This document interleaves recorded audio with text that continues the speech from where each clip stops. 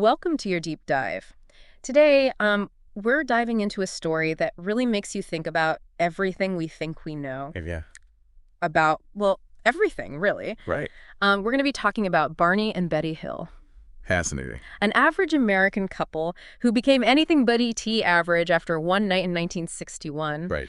You've sent over some articles and excerpts about their alleged UFO encounter, and I'm so curious to get into it with you. It's a really compelling story, especially when you think about the social context. Yeah. This was the early 60s. The Cold War was, in full swing, the space race. Yeah.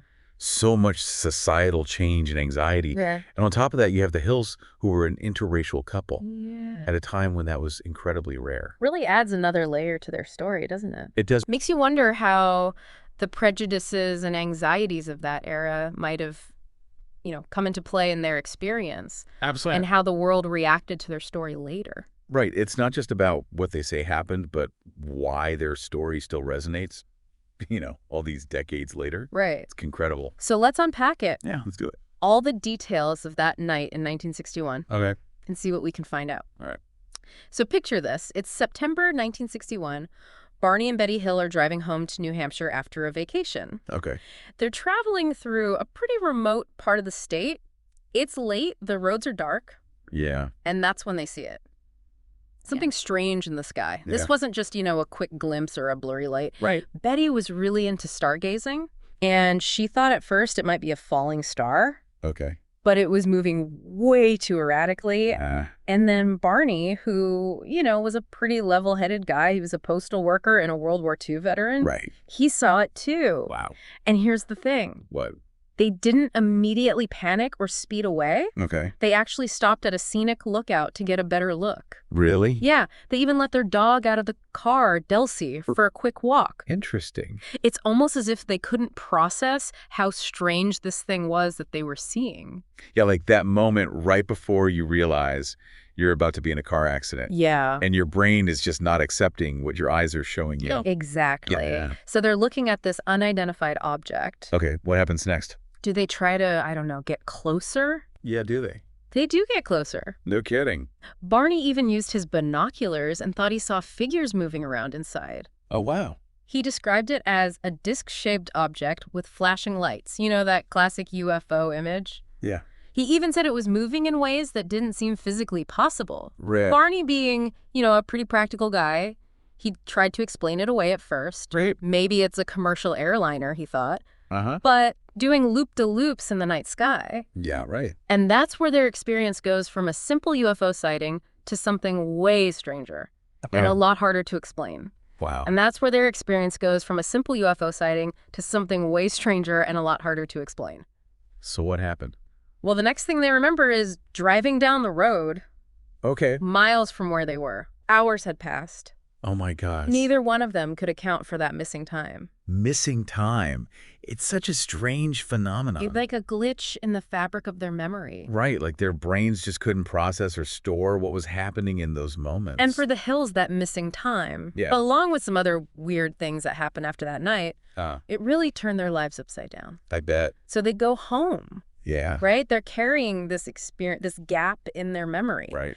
What do they do next? Did they go to the authorities? You would think. Right. But this is the early 1960s. True. Talking about UFOs back then wasn't exactly, the most socially acceptable thing to do. Yeah, it really makes you wonder how many other stories there are out there. Yeah. That we'll never hear, just because people were afraid to talk about it. And remember, the Hills are an interracial couple in a time of, really intense prejudice. Yeah, they probably didn't want to put themselves in the public eye with this story. Right. It's like this huge thing happens to them, and Right. they don't feel like they can tell anybody. No. But the thing about any significant event that really disrupts your life, Yeah, it tends to sort of bubble up to the surface, doesn't it really So, does. And I bet it did for them. Oh, yeah. For Betty, it came out in the form of nightmares.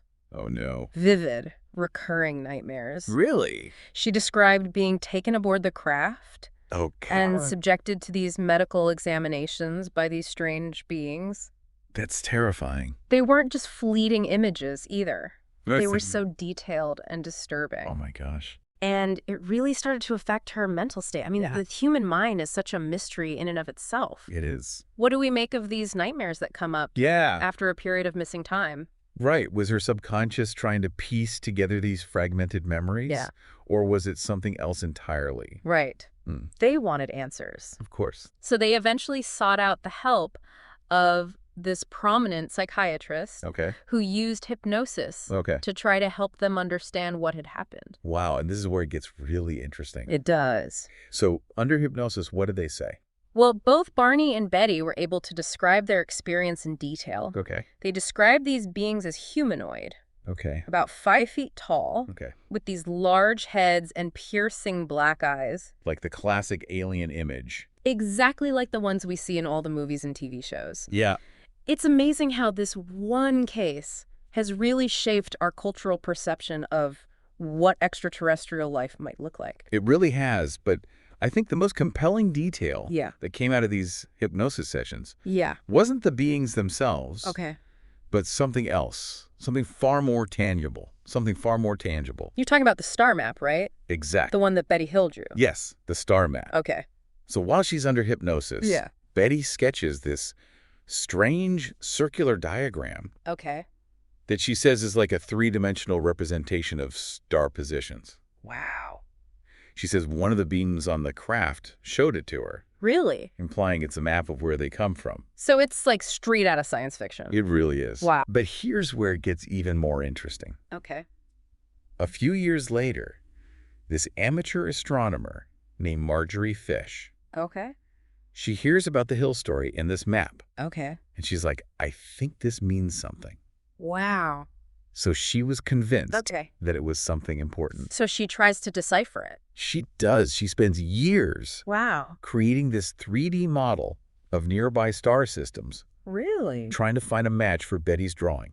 Can you imagine doing that? I know, it's incredible. Especially back then with the technology they had? Yeah, with very limited astronomical data Right. available in the 60s. Wow. And guess what? What? She found a match. No way. She did. That's incredible. It's the Zeta Reticuli star system, Okay. which is a binary star system about 39 light years away in the constellation Reticulum. So Betty Hill, the social worker from New Hampshire, might have like held in her hand a map to an alien civilization. You know, it's mind-blowing. That's incredible. It really is. 39 light years away. I know. That's just wild. It's amazing. And, you know, of course, there are other interpretations. Some researchers say that other star systems could fit the map, Okay. or that maybe it's just a coincidence. Right. And, you know, we can't forget about the fact that she did draw this map under hypnosis. That's true. And we know that memories can be influenced by suggestion. Yeah, for sure. It's possible that her memories, even those recovered under hypnosis, Yeah. were shaped by what was going on at the time. Right. The anxieties of the Cold War, the fascination with space travel. It all kind of plays into it. Yeah. It all feeds into our understanding of this case. So after diving into all this, Yeah. what are your thoughts? It's the million-dollar question, isn't it? It really is. I think what I find so fascinating about the Hill abduction is it's not just about UFOs. Right. It makes us question everything we think we know about memory, about trauma, Yeah. about the limits of human perception. And, they just seems like such a normal couple They really did. who had no reason to make this up. Right, exactly. But at the same time, there's just no real physical evidence. And that's the thing. So it's like, how can we really know for sure? It all comes down to whether you believe their story. Right. And I think that's what keeps us coming back to these cases. Total. It's that ambiguity. It's the mystery. It's a reminder that we don't know everything. Exactly. And there's so much out there that we don't know. Exactly. And that's what makes it so fascinating. Well, thank you so much for coming on the show today and diving into this with me. It was my pleasure. This was a really fun one. Yeah, it was great. And we'll see you all next time on your deep dive.